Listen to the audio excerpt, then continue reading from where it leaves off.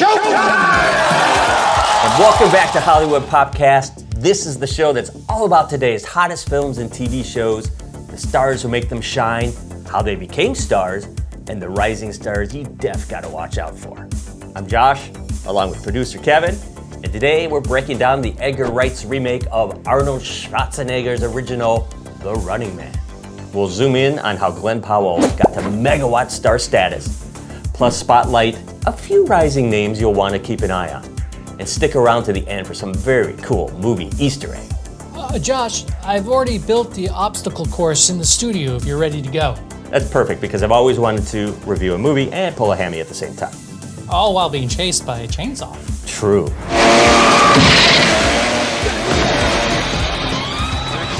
I love this song.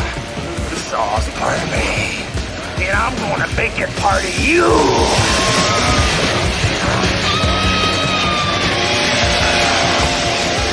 That's all right. Keep it time.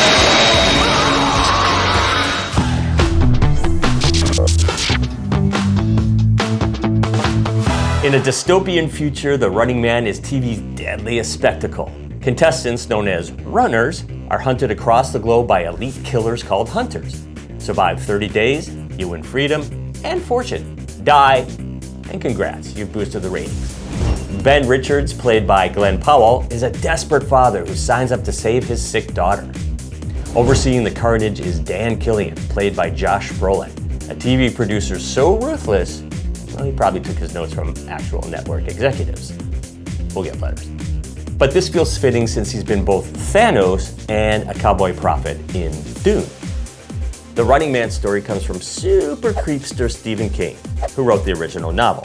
Now, you might know him from such other minor stories such as Carrie, The Shining, Misery, The Green Mile, Cujo, It, yeah, that's scary Pennywise, and many, many, many, many, many, many more.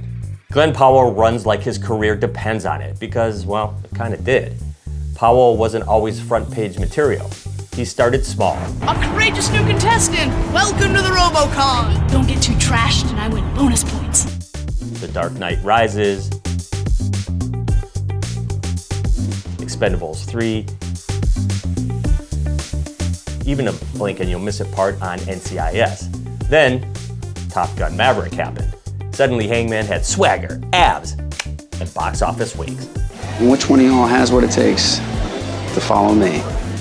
From there came Anyone But You, Hitman, and Twisters.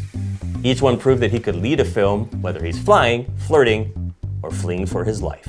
Here's a fun fact. Tom Cruise once told him that his running form looks so goofy on camera. When you have Tom Cruise in your phone, you know, the best thing to do is take advantage of that wisdom. You know, he's got decades of wisdom of being the greatest action star of all time. The guy always picks up, you know, always helpful whenever you need him to be, and I could not have gotten through this movie without him. So Powell filmed himself sprinting over and over and over again to fix it. Now that's dedication. Or, it seems like he was already running to be runner-up for his role in The Running Man. Hopefully that wasn't too much of a run on the word running. Or a run-on sentence. Yeah, and before shooting Running Man, he reportedly reached out to Arnold Schwarzenegger for a blessing. Already gave him the thumbs up.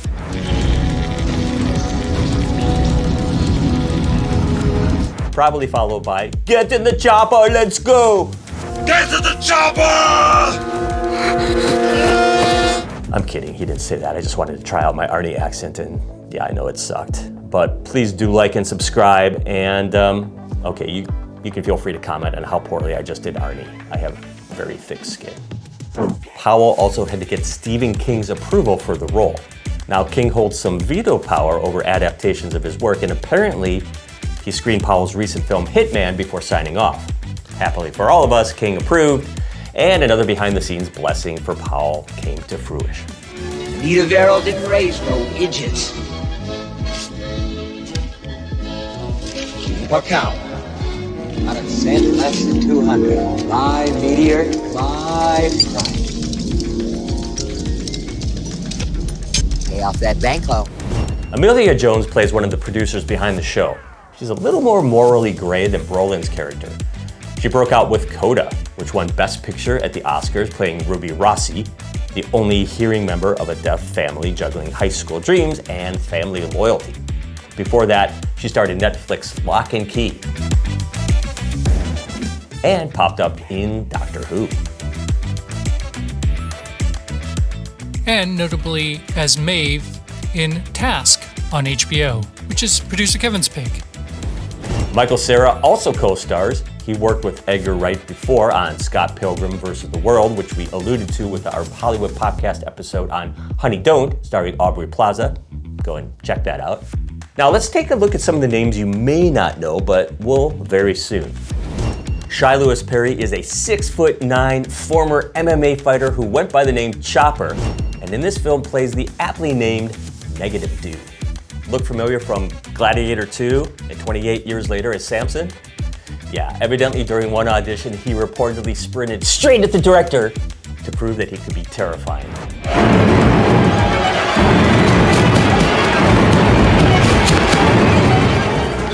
Yeah, the man got the job. And possibly a restraining order. And I wouldn't say, "Get inside the chopper now," to that guy. See, I could do a bad Arnie impression too. You might recognize Sophie Simnett from Disney's The Lodge and Netflix Daybreak. This London-born performer goes from teen drama to dystopian bloodsport without missing a beat. Now that's some range. No, that tracks for a Gen Zer. Before acting, David Zayas served in the Air Force and was an NYPD officer. So when he plays a cop or an enforcer, it's basically a documentary. He's best known for Dexter Miguel Prado will always be the one that got away. and Oz. In The Running Man, he plays Richard Manuel, bringing grounded, old-school weight to this chaos. He's the moral center, which in this movie means he probably dies early. That's not a spoiler alert, it's just a very, very witty Josh quip. Well, you had the Josh part of that sentence, correct? So between Shai, Sophie, and Zayas, who's the next breakout winner? Well, that's easy, the audience, once they sprint to Google to learn more about each of them. Speaking of learning more, here are a few delicious Easter eggs and fun facts we've uncovered. So we're told here at Hollywood PopCast that in this film, there's a hidden cameo of Arnold himself on the face of the movie's $100 bill.